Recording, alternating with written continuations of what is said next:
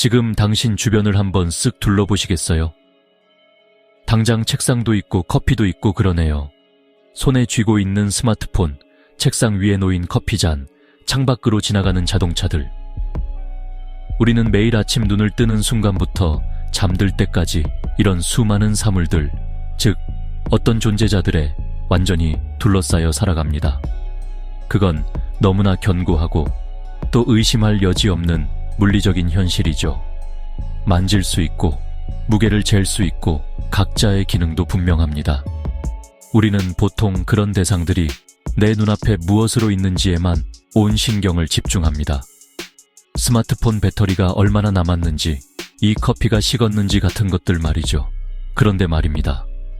그 스마트폰이나 커피잔이 내 눈앞에 있다. 그러니까 존재한다는 그 기적 같은 사실 자체에 대해서 진지하게 질문해 본 적이 있으신가요? 사실 일상생활을 하면서 그런 질문을 던지는 사람은 거의 없죠. 사물이 있다는 것, 즉 그것이 존재한다는 사건 자체는 공기처럼 너무나 당연하게 여겨버리니까요. 우리는 그저 배경음악처럼 깔린 존재를 지나쳐가면서 대상들만 쫓아다니는 겁니다. 그래서 오늘은 바로 그 당연함의 바닥을 뒤흔드는 주제, 하이데거의 존재와 시간을 가져왔습니다. 하이데거가 던지는 질문은 단순합니다. 그런데 그 단순함이야말로 엄청나게 무섭습니다. 도대체 서양 철학은 왜 2000년 넘게 존재를 까맣게 잊고 살았는가? 이것이 하이데거의 문제의식이죠. 그는 이 망각의 뿌리를 고대 그리스까지 거슬러 올라가서 추적합니다. 플라톤의 소피스트에 나오는 이른바 존재를 둘러싼 거인들의 싸움이 그 출발점입니다. 눈에 보이는 물질만이 진짜라고 믿는 쪽과 보이지 않는 이데아가 진짜라고 말하는 쪽이 부딪히지만 하이데거가 보기엔 양쪽 모두 치명적인 공통점을 갖고 있었습니다. 둘 다 존재를 현재 눈앞에 나타난 것, 다루기 쉬운 가시적인 것들, 즉 존재제만 묶어놓았다는 겁니다. 그렇게 되면 정작 그 사물들이 우리 앞에 나타날 수 있도록 무대를 깔아주는 근원적인 배경, 즉 존재 자체는 사라집니다. 서양 형이상학은 이후로도 줄곧 존재자만 붙들고 있었고 존재는 점점 희미해졌습니다. 니체가 존재를 두고 증발하는 실제성의 최후의 연기라고 조롱한 것도 이런 맥락이죠. 존재는 있었지만 철학의 중심에서는 거의 아지랑이처럼 취급받은 셈입니다. 그런데 사람들은 왜 이 거대한 구멍을 그냥 둔 채 2000년을 버텼을까요? 하이데거는 그 이유를 세 가지 편견에서 찾습니다. 첫째, 존재는 너무나 보편적이어서 굳이 묻지 않아도 된다는 생각입니다. 둘째, 존재는 정의할 수 없다는 생각입니다. 셋째, 우리는 이미 존재를 안다는 생각입니다. 마치 하늘은 푸르다에서 이다의 뜻을 다 안다고 믿는 것처럼요. 하지만 하이데거는 이 셈 모두 질문을 포기하게 만드는 장치라고 봅니다. 정의할 수 없다는 건 질문이 무의미하다는 뜻이 아니라 지금까지의 잣대가 잘못되었다는 뜻입니다. 존재는 사물처럼 분류할 수 있는 대상이 아니니까요. 여기서 하이데거는 질문의 구조를 다시 짭니다. 물음에는 물어지는 것, 물음이 걸리는 대상, 그리고 물어서 밝혀내려는 것이 있습니다. 중요한 건 바로 그 질문을 받을 존재자입니다. 하이데거는 그 존재자를 현존재라고 부릅니다. 독일어로 다자인 다세인, 거기에 있음이죠.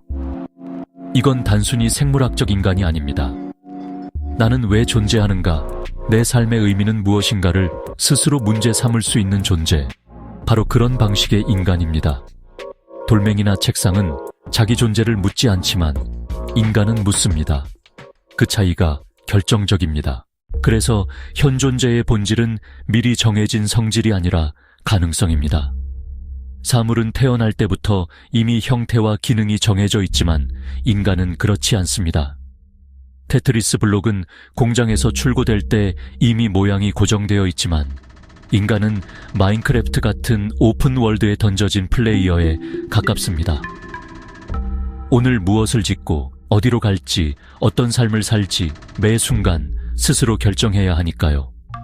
그리고 그 선택의 책임도 남에게 넘길 수 없습니다. 이 무거운 특성이 바로 각자성이죠.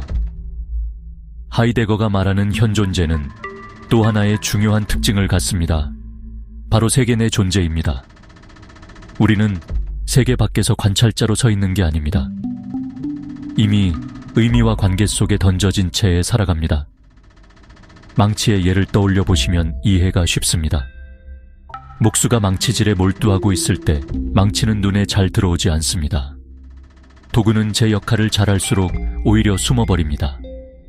그런데 망치 자루가 부러지는 순간 그제야 우리는 그것을 하나의 대상으로 의식합니다. 동시에 작업의 맥락, 책상, 못, 나무판자, 그리고 그 일을 통해 살아가는 삶의 의미까지 함께 드러납니다. 이것이 하이데거의 현상학입니다. 그리고 바로 그 의미의 그물망 전체가 하이데거가 말하는 세계입니다. 세계는 단순한 공간적 컨테이너가 아닙니다. 책상과 컴퓨터가 놓인 방 그 자체가 아니라 내가 그 안에서 무엇을 위해 일하고 누구와 관계 맺고 어떤 목적을 향해 살아가는지의 문맥입니다. 우리는 허공에 먼저 존재하다가 나중에 세계로 들어가는 존재가 아닙니다. 태어나는 순간 이미 세계 속에 던져져 있고 그 안에서만 자신을 이해합니다. 결국 하이데거의 철학은 아주 급진적인 질문으로 우리를 돌려보냅니다. 나는 단순히 사물처럼 주어진 존재인가? 아니면 스스로를 해석하고 미래로 던지는 존재인가?